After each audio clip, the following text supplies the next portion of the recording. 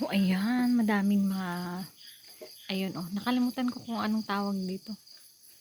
Basta, ito yung, pag lumabas na to is, tag-ulan na yata. Parang ganun. Ayun, oh.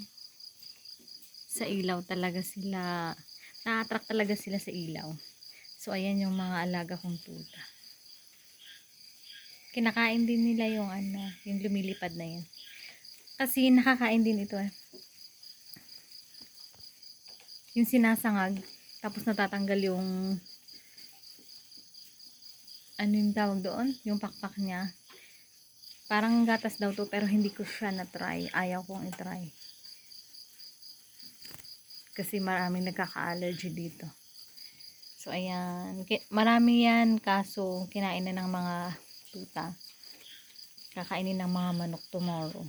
Yes, ito is pagkain ng mga manok bukas. So, may libre na namang pagkain ng ating mga alaga tomorrow. Diba? Happy! Yan. Ay! Ingat ka! Madami yan. Hindi ka mauubusan.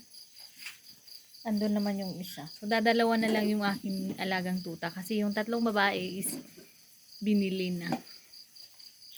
Naglagay ako ng malaking palanggana. And then yung maliit, yun ang puno. Kaso, yun nga, binawasan na ng mga ayan, galing oh. Ayan. Kinakain nila talaga. Tama na yan. Baka hindi na kayo makakakain mamaya ng